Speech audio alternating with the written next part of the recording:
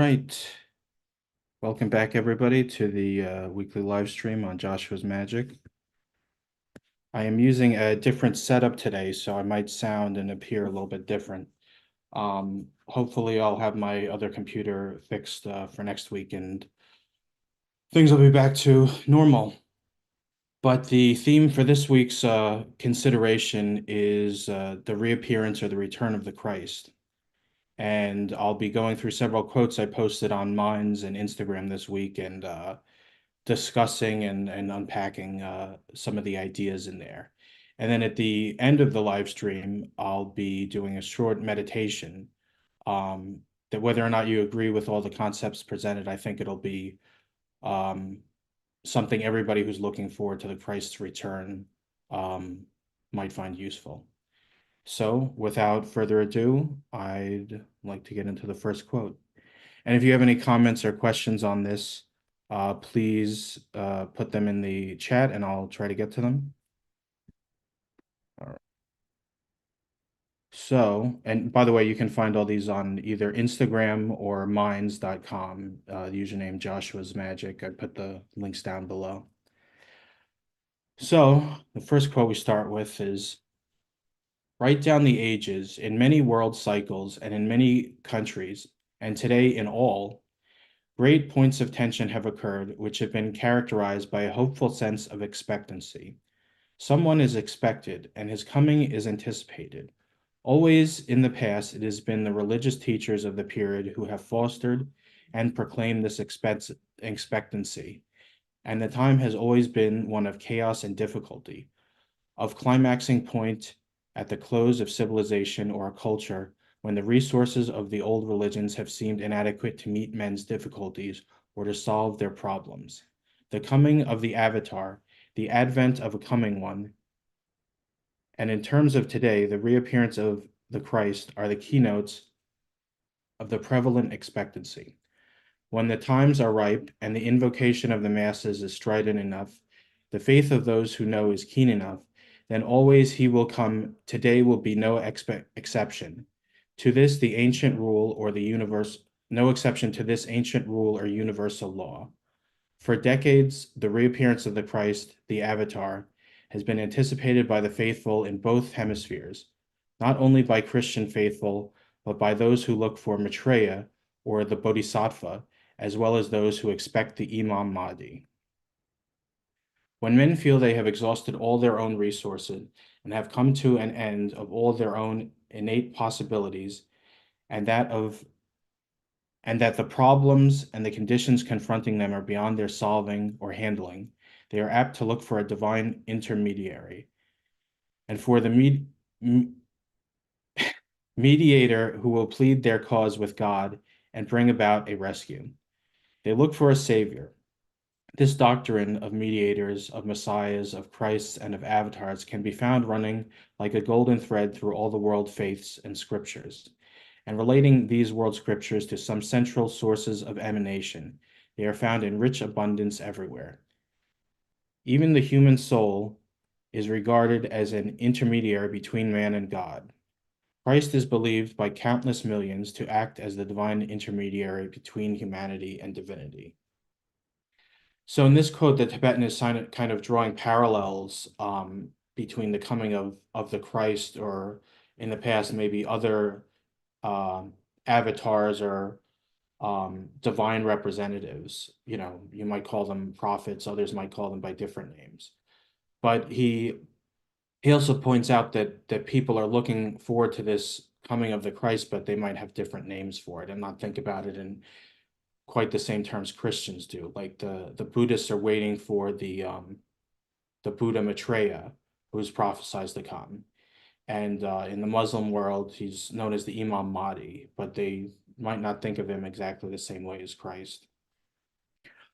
But there is this kind of universal thread running through all the religions, or most of the religions anyway. Just like the flood story, you see that in many different ancient cultures. And I think the oldest version of it we have is from Babylon. And the guy is, I could be wrong, but like Utnapishtim. He's not called Noah. Um, but there's this thread running throughout all sorts of mythology and religions, and it speaks to a kind of shared reality or experience. And you know, where the religions clash, there's like this doctrine here, or this point here, or this fact. But I think it's helpful when trying to achieve harmony with other people that are maybe don't believe exactly what you believe, that there is this thread of synthesis throughout it. So that's some of what's going on with that first quote there. Again, I'm on a different setup here, so I can't see everything quite as clearly and get around. So I will pull up the next quote. Here we go. And this quote is about the Great Invocation, which, for those of you that don't know, it was this kind of world prayer or mantra that was given out by Alice A. Bailey in the 1940s, I believe. And it's at the start here, but I'll explain more after reading through this. This great invocation can be expressed in the following words. From the point of light within the mind of God, let light stream forth into the minds of men, let light descend on earth. From the point of love within the heart of God, let love stream forth into the hearts of men. May Christ return to earth. From the center, where the will of God is known, let purpose guide the little wills of men, the purpose which the masters know and serve. From the center which we call the race of men, let the plan of love and light work out, and may it seal the door where evil dwells. Let light and love and power restore the plan on earth. It's been difficult to translate into understandable and adequate phrases the very ancient word forms which the Christ will employ. These word forms are only 7 in number, and they will constitute his complete new utterance. I have only been able to give their general significance. Nothing else was possible. But even in this longer form, they will be potent in their invocative appeal. If said with mental intensity and ardent purpose, the points of emphasis upon which I would ask you to dwell, once it is permissible to use the phrases, are 2 in number. 1. May Christ return to earth. This return must not be understood in the usual connotation and its well-known mystical Christian sense. Christ has never left the earth. What is referred to is the externalization of the spiritual hierarchy and its exoteric appearance on earth. The hierarchy will eventually, under its head, the Christ, function openly and visibly on earth. This will happen when the purpose of the divine will and the plan which will implement it are better understood, and the period of adjustment, of world enlightenment, and of reconstruction has made real headway. This period begins at the San Francisco Conference, hence its major importance, and will move very slowly at first. It will take time, but the hierarchy thinks not in terms of brief cycles, though long to humanity, but in terms of events and expansion of consciousness. So here, I'm not sure if this is where the Great Invocation was initially given out, or he was just sort of expounding on it. But he's saying the Great Invocation is, as the masters understand it, these 7 sort of symbolic word forms. And he's attempting to translate it into English here, but he said it's not a flawless translation, and some meaning or nuances is missed here. But in other places, he talks about how the Christ is said to be using those 7 word forms as a kind of invocation for the New Age or the Second Coming, and events that are meant to happen, like the externalization of the hierarchy. And it was given out for people to use in their own invocative appeal towards those higher events unfolding on the earth. And one thing he emphasizes is the Christ return to earth part. And he says that Christ has never left the earth. And the sort of ordinary Christian sense is that Christ ascended to heaven and he's in some other plane of existence.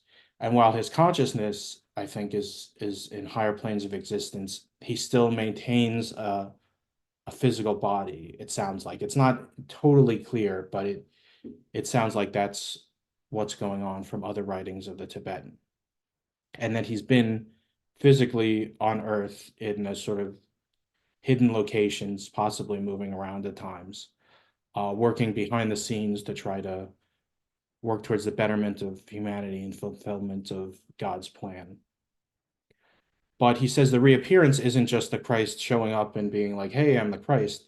It's the externalization of the spiritual hierarchy. And the spiritual hierarchy is the hierarchy of, Christ and his disciples, as the Christian conception would put it, or maybe the great rishis from the Hindu theology. But it's this idea that there's these beings who have come out of the human experience and have attained a higher level of consciousness, but instead of moving on to fully onto some other plane or some other planet, perhaps, they've stayed around to help guide humanity as much as is possible within humanity's free will. And so these have been sort of hidden or behind the scenes, but at some point those great beings will come forth amongst men. And it sort of mirrors what Plato said about Atlantis, where the gods sort of walked openly amongst men. And whether you want to consider the hierarchy as gods, that might not be totally accurate, but people who've attained a measure of spiritual enlightenment being in the fore and known as who they are, with the Christ being at the head of that. So he references a San Francisco conference. I'm not sure exactly what that is, but it was some conference probably in the 1940s or maybe 50s. But the period of Reconstruction, he's talking about the post-war period, which could even be all the way up to today and into the future, because maybe we haven't made enough progress with sort of restoring society to where it needs to be in spiritual values and right human relations and that sort of thing. But yeah, we don't know exactly when he's going to come back or when the externalization of the hierarchy is going to happen. But those are things to prepare for and to look forward to.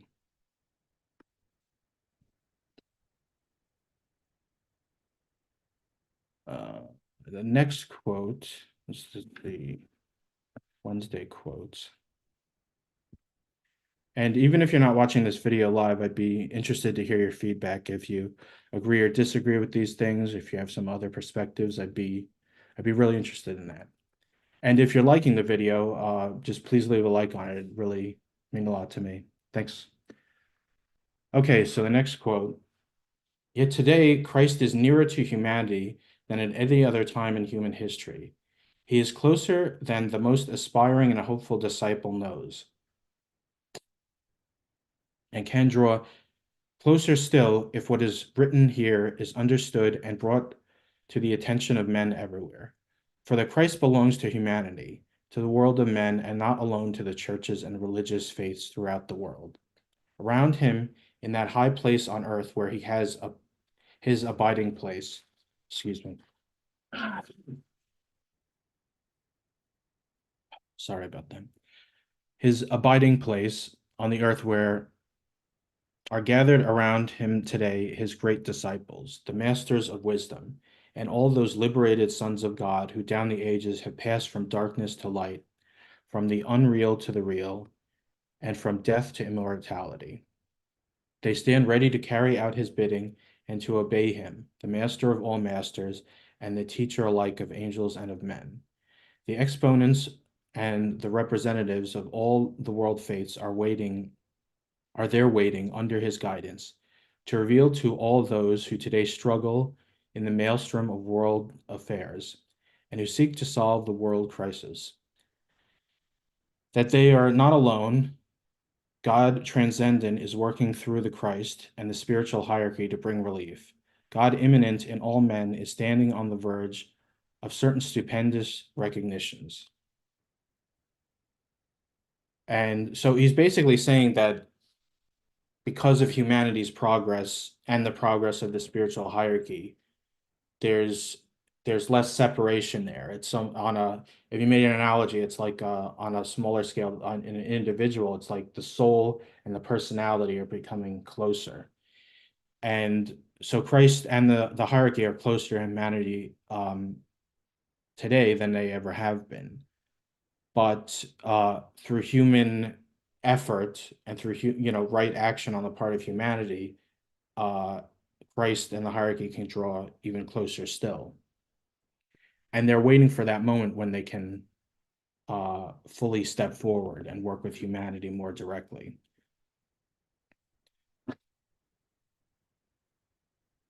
So that's part of what they're looking for.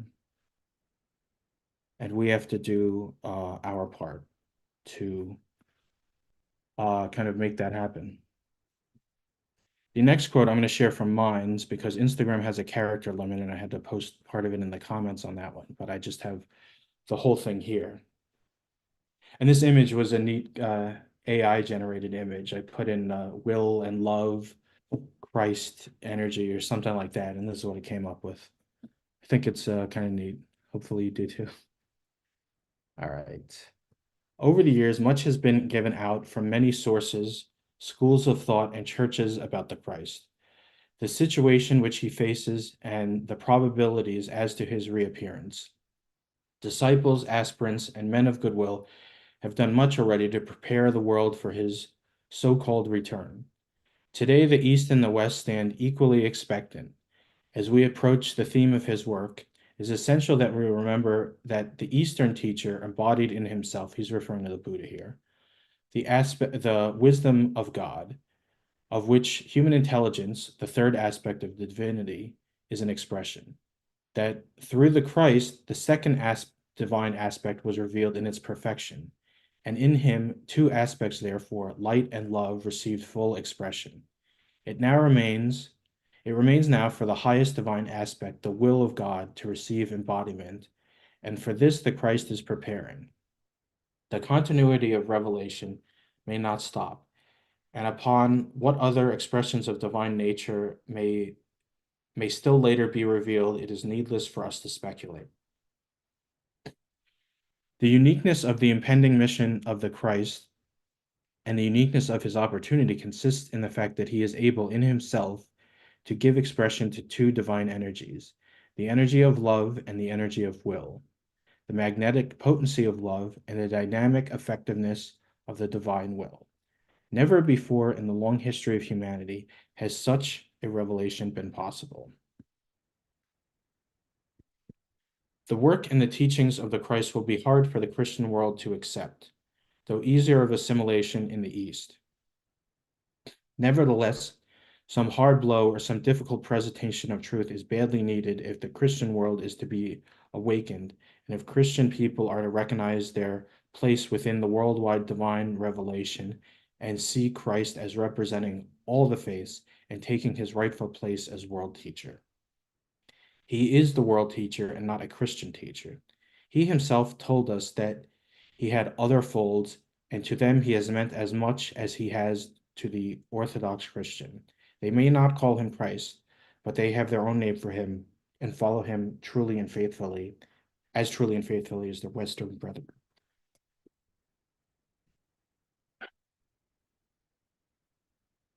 Excuse me, I must have some allergies or something. But here's where there might be some controversy, if there hasn't already, for the kind of standard Christian thinking.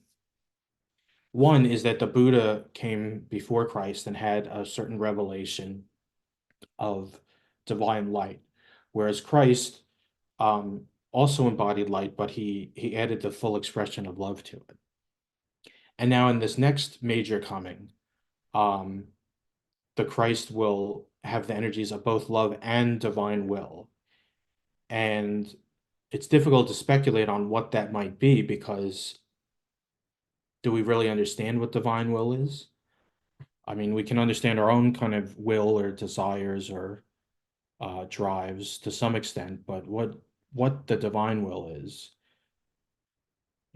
I guess that's kind of the reason that Christ is coming with that, is to reveal that in the same way he revealed love to people in a fuller extent than it had been before. Now, to address this part where he says it'll be a hard blow for Christians, I think it's because the Christians have a very, and not all Christians, and especially since this was written, there's been a lot of more multi-faith, non-denominational sort of Christian stuff. Some Christians have a very crystallized view. It's like, this is exactly how it is, and there's no room for deviation. I mean, you could say that about other religions too. But when Christ comes back, he won't fit the paradigm a lot of Christians are working with. In the same way, when he came the first time, he didn't fit the paradigm of the Jewish leaders and a lot of Jews at that time. They had a very narrow thing, don't work on the Sabbath. And he healed people on Sabbath. And he's like, well, you violated the law, so you can't be the Messiah, that kind of stuff. And so today, the same sort of thing. Some Christians have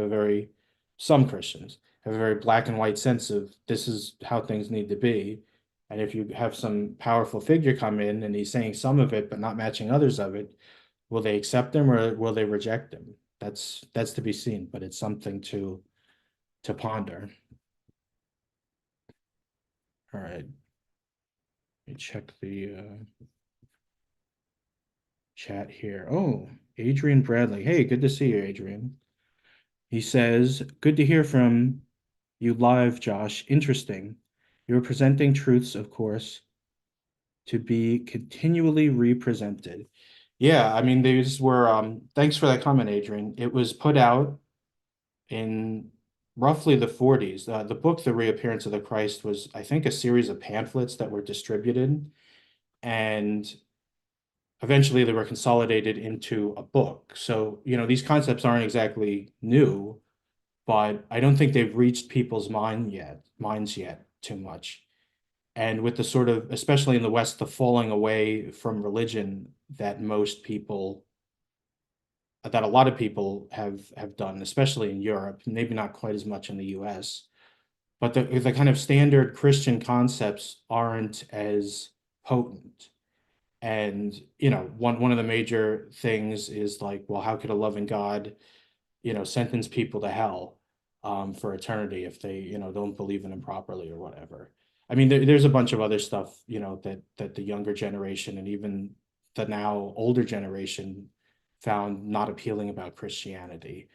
And so I think these more in-depth presentations in the Ageless Wisdom's writings of Alice A. Bailey, I think they might resonate with people more than some of the traditional Christian teachings, and might be a way for those people to get back in touch with God or into spirituality again.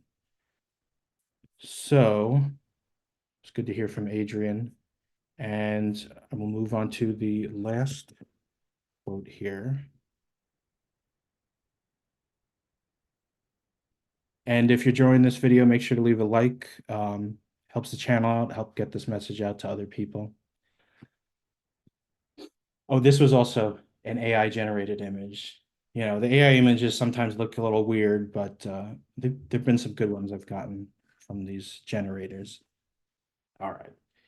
If the general premise and the theme of all that has been written is accepted, meaning the whole Reappearance of the Christ book, which we haven't gone into all of it, obviously, what should be done to hasten this reappearance of the Christ?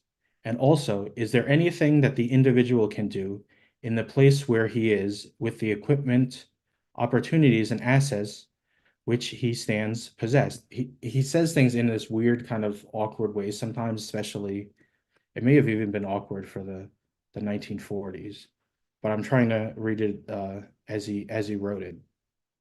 So what should be done to hasten the reappearance of the Christ? And also, is there anything that the individual can do in the place where he is and with the equipment, opportunities, and assets of which he stands possessed? The opportunity is so great and the need for definite and explicit spiritual help is so demanding that whether we like it or not, we are faced with a challenge. We are confronted with the choice of acceptance and consequent responsibility, or with rejection of the idea and the consequent realization that we are not concerned. What we decide, however, in this time and period will definitely affect the remainder of our life activity. For we shall either throw that weight and aid we can onto the side of the invocation of the Christ and in preparation for his return, or we shall join the ranks of those who regard the whole, proposition as an appeal to the gullible and the credulous, and the possibility and possibly the work to prevent men and possibly work to prevent men being deceived and taken in by what we have decided is a fraud. Herein lies our challenge. It will take all that we have of a sense of values and all that we can give to a specialized intuitive research to meet it. We may then realize that this promised reappearance is in line with the general religious belief and the major hope left in the minds of men, which can bring true relief to the suffering of humanity. To those who accept the possibility of his reappearance and who are willing to admit that history can repeat itself, there are three questions which can be asked, the answers of which are strictly individual. These are, how can I personally meet this challenge? What can I specifically do? And what are the steps which I should take? And where are those who will take them with me? What is written here and in the following pages is essentially for those who accept the fact of Christ, recognize the continuity of revelation, and are willing to admit the possibility of his return. So I'd like to do a relatively short prayer meditation on these three questions. And so if you're willing to accept the fact or at least the possibility of Christ returning, these questions are worth considering. And obviously feel free to pause the video and take more time to pray or consider on these if you're so inclined.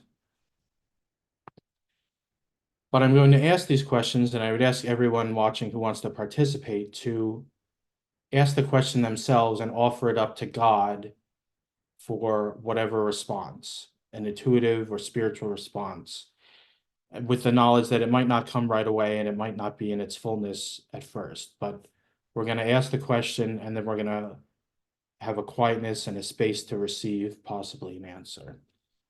And then we'll finish up the live stream. So the first question, how can I personally meet this challenge of preparing for the reappearance of the Christ?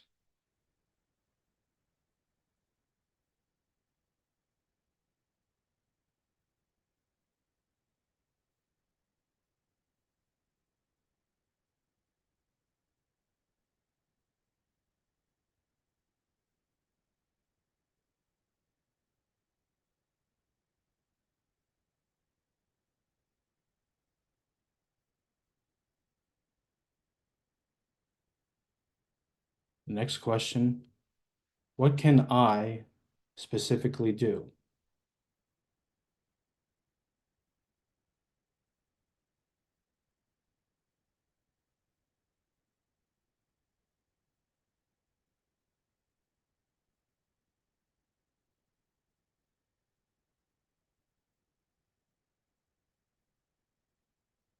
Last question, what are the steps which I should take, and where are those who will take them with me?